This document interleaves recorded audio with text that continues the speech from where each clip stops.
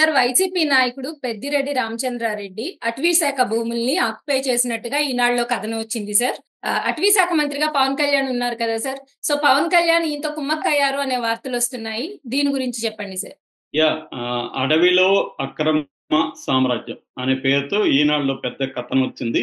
అదేంటంటే పెద్దిరెడ్డి రామచంద్రారెడ్డి చిత్తూరు జిల్లాలో పులిచెర్ల దగ్గర మంగళంపేట సమీపంలో ఉన్న అడవిలో మధ్యలో భూమి ఆక్యుపై చేసుకున్నాడు అని వచ్చింది. యాక్చువల్గా ఆయన మామూలుగా అయితే ఎఫ్ఎంబి అంటారు. ఎఫ్ఎంబి అంటే fair adangal and field management book. ఎఫ్ఎంబిలో 1952లో ఇది జరిగింది. 295 సర్వే నంబర్లో 17 ఎకరాల 69 సెంట్లు చేసుకున్నారు. 2096 సర్వే నంబర్లో 6 ఎకరాలు చేసుకున్నారు. మొత్తంగా 23 ఎకరాల 69 సెంట్లు మాత్రమే ఆయనది ఒరిజినల్ గా పట్టా భూమి ఉంది. కానీ ఆయన ఏం చేశాడు, మెల్లమెల్లగా దాన్ని పెంచుకుంటా పోయాడు. మెల్లమెల్లగా పెంచుకుంటా పోయి ఇప్పటికి 75 ఎకరాల 75 సెంట్లు ఉంది ఆయనకి, ఈనాడు రాసిన దాని ప్రకారం. సో ఆ ఈనాడు ఏం రాసిందంటే కోడి గుడ్లు పెట్టేట్టుగా, మేకలు పిల్లల్ని పెట్టేట్టుగా ఈ వీళ్ళ భూమి కూడా పిల్లల్ని పెడతా ఉంది. భూమి పిల్లల్ని పెట్టుకొని 29 ఎకరాల నుంచి ఇప్పుడు 75 ఎకరాలకు అయిపోయింది. సో ఆయన ఒక మహా సామ్రాజ్యాన్ని అక్కడ నిర్మించుకున్నాడు.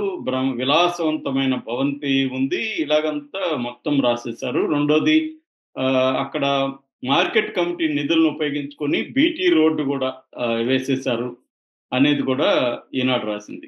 ఎప్పుడైతే ఈనాడు రాసిందో దీన్ని చంద్రబాబు సీరియస్ గా తీసుకున్నాడు. చంద్రబాబు సీరియస్ గా తీసుకొని దీని మీద చిత్తూరు జిల్లా కలెక్టరు సుమిత్ కుమార్ ఆయన పేరు, తర్వాత ఎస్పీ మణికంఠ, దాని తర్వాత forest conservator Anantapur forest conservatory కింద వస్తుంది అనమాట ఇది. దాని కన్జర్వేటరీ యశోదాబాయి, ఈ ముగ్గురు ఇంకొంతమంది మొత్తం కమిటీ, వీళ్ళతో ఒక కమిటీ వేసి విచారణకి ఆదేశించారు చంద్రబాబు. ఇప్పుడు విచారణ కూడా జరిపి దీని నివేదిక కూడా చంద్రబాబు దగ్గరికి వచ్చింది అని చెబుతున్నారు.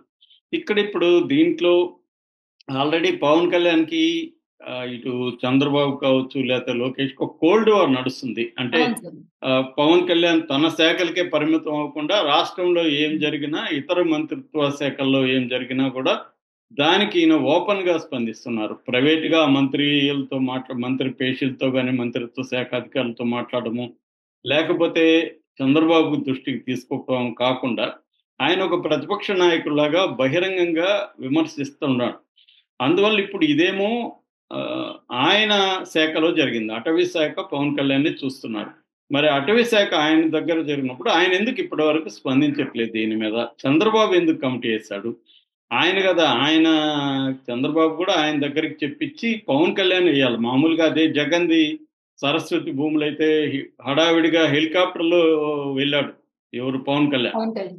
హెలికాప్టర్లో వెళ్ళిపోయి అక్కడంతా ఆదేశించాడు విచారణకి. మరి పెద్దిరెడ్డిది ఎందుకు చేయలేదు అని విమర్శలు వస్తున్నాయి. ఎందుకంటే ఈ మధ్య కాలంలో వైసీపీ మీద కూడా చాలా ఆరోపణలు వస్తున్నాయి. ఇప్పటికి కూడా వైసీపీకి సంబంధించిన నాయకులు, మొన్న కూడా వైఎస్ఆర్ కడప జిల్లాలో జగన్కి బంధువు అవుతున్న వెంకటరెడ్డి ఆయన ముగ్గురాళ్ల కాంట్రాక్టు గనుల శాఖ ఆయనకు అప్పగించింది, దాదాపు 20 ఎకరాల్లో అని ఈనాడు జ్యోతి రాస్తే గానీ దాని మీద చర్య తీసుకోలేదు.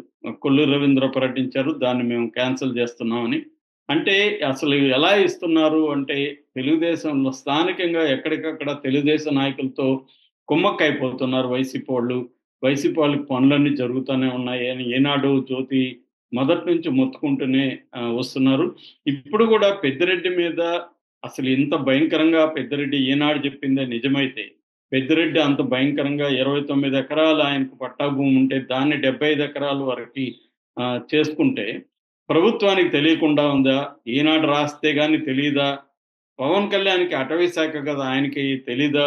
వైసీపీ నాయకుల మీద నజర్ పెడతాం, ఒక్కొక్కడు తాట తీస్తాం, ఇవన్నీ పవన్ కళ్యాణ్ మాట్లాడాడు కదా, మరి ఇవాళ పవన్ కళ్యాణ్ ఎందుకు సైలెంట్ గా ఉన్నాడు అన్న విమర్శలు తెలుగుదేశం వాళ్ళే చేస్తున్నారు.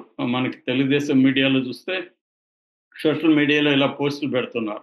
అంటే ఈ ప్రభుత్వం నిద్రపోతుందా అన్నట్టుగా వాళ్ళే తెలుగుదేశానికి సంబంధించిన సానుభూతి పరులు వాళ్ళే క్రిటికల్‌గా ఉన్నారు. ఎందుకంటే ఎన్నికల ముందు గత 5 ఏళ్లలో వైసీపీ అనేక అరాచకాలు చేసింది. ఎక్కడ చూసినా భూములు ఆక్యుపై చేసుకున్నారు. భూములు పెద్ద ఎత్తున భూముల కుంభకోణం జరిగింది అని చంద్రబాబే అనేక సార్లు మాట్లాడాడు. పవన్ కళ్యాణ్ మాట్లాడాడు. ఇప్పుడేమో వచ్చి 8 నెలలైనా గూడా ఎందుకు వాళ్ళ మీద చర్యలు తీసుకోలేదు అన్న విమర్శలైతే వస్తుంది. జగన్ మీద తీసుకోకపోవడానికి మోడీ అనుమతి కావాలి. ఎందుకంటే మోడీ పర్మిషన్ లేకుండా జగన్ మీద తీసుకోకూడదు. కనీసం పెద్దిరెడ్డి మీద కూడా తీసుకోలేదా అని అడుగుతున్నారు. ఎందుకంటే గతంలో గూడా మనకు తెలుసు మదనపల్లి ఆర్‌డీఓలో కొన్ని ఫైల్స్ దగ్ధం కేసులో గూడా పెద్దిరెడ్డి హస్తం ఉందని జెప్పి అప్పుడు దానికైతే హుటాహుటిన హెలికాప్టర్‌లో పోయి దాని మీద కమిటీలేసి పెద్ద ఎత్తున ఏదో జరిగిపోతుంది అన్నట్టుగా అప్పుడు వార్తలొచ్చాయి.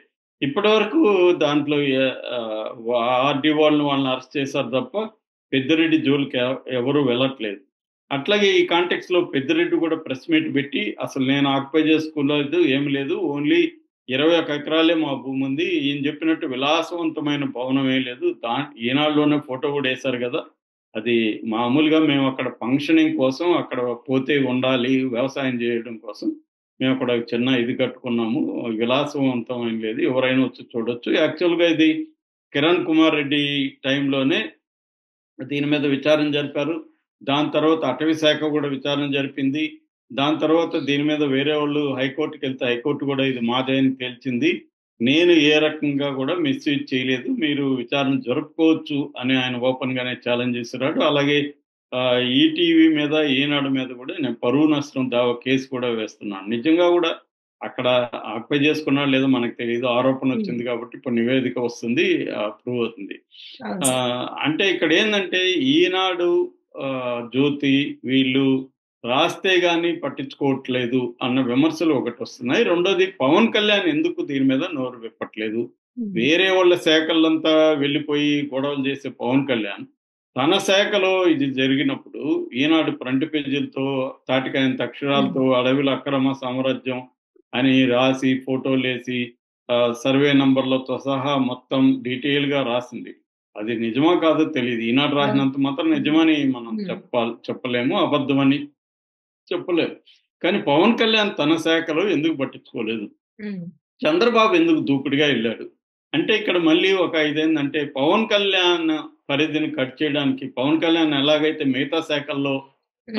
చొరవ చూపిస్తున్నాడో అలాగే పవన్ కళ్యాణ్ శాఖల్లో చంద్రబాబు యాక్టివ్ అవ్వడం వల్ల పవన్ కళ్యాణ్‌ని ఇబ్బంది పెట్టొచ్చు కదా! అని రివర్స్ స్ట్రాటజీ చంద్రబాబు అమలు చేస్తున్నాడు. ఎందుకంటే ఇంత దూకుడుగా రావడం ఇమ్మీడియేట్‌గా కమిటీ ఎయడం ఇదంతా చంద్రబాబు చొరవ తీసుకొని చేస్తున్నాడు. యాక్చువల్‌గా పవన్ కళ్యాణ్ గారు చేయాలి. అందుకని ఈ డౌట్ వస్తుంది. దీనికి మరి పవన్ కళ్యాణ్ స్పందిస్తాడా లేదా చూడాలి.